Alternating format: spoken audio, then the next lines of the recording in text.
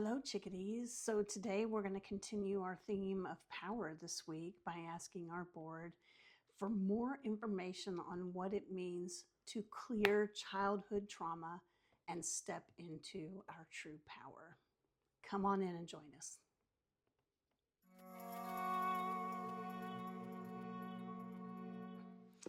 Hello, chickadees, and welcome to this installment of Mojo Mysticism.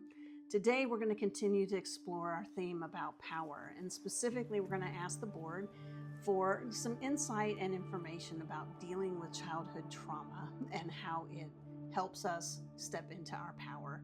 So, we've been asked to pull from a new deck, another new deck. I have a lot of new decks. This is the Inner Temple Oracle deck. I'll put an image up for you so you can take a closer look at that. The deck box is really beautiful. It has actually has a way to store or to display the card that you've selected for the day or that's been selected for you.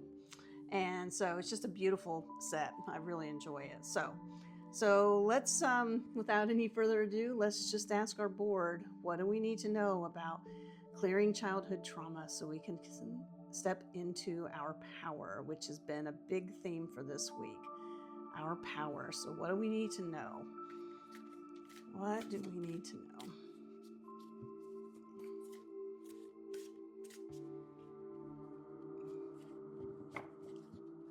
What do we need to know about clearing childhood trauma so we can more fully step into our power?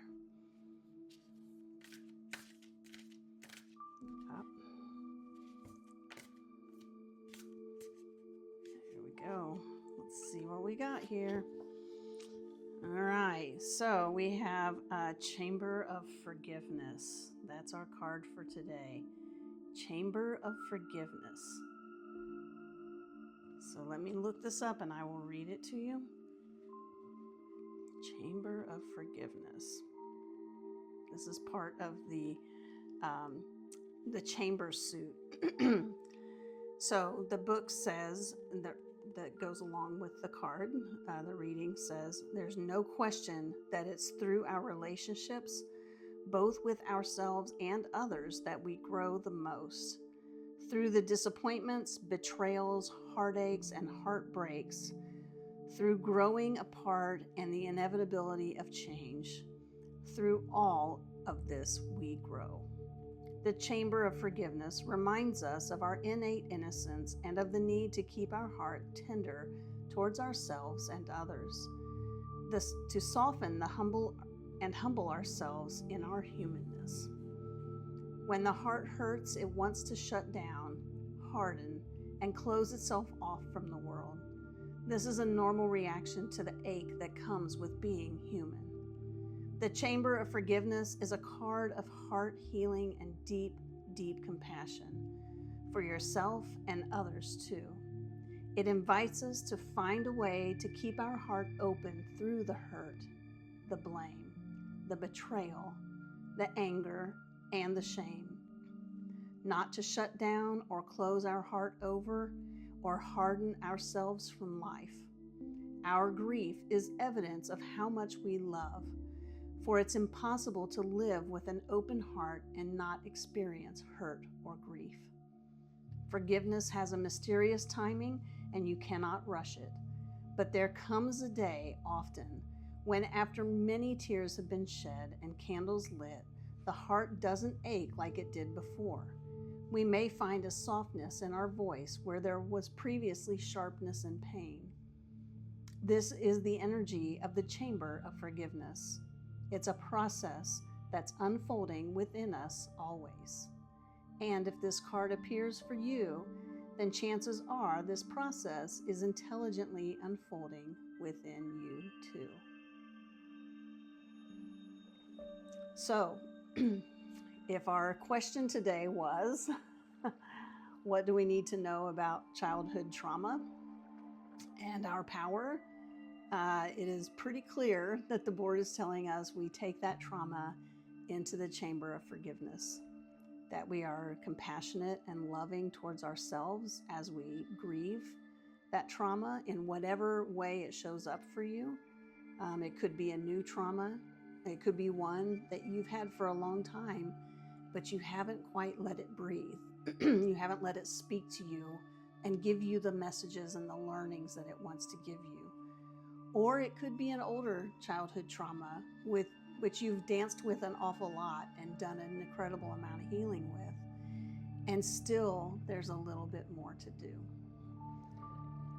Whatever the case may be, what we're being asked to do is bring that to this place of safe healing and forgiveness within that chamber of forgiveness. So I love that we are to accept ourselves. We understand that we are human and we have heartbreak, and our heart does hurt, especially when we are empaths, or are extremely compassionate and deeply loving beings. That grief can come and it comes in waves, and it hits us in different ways at different times. And that grief is like the layers of an onion, right? We can peel it back layer by layer by layer.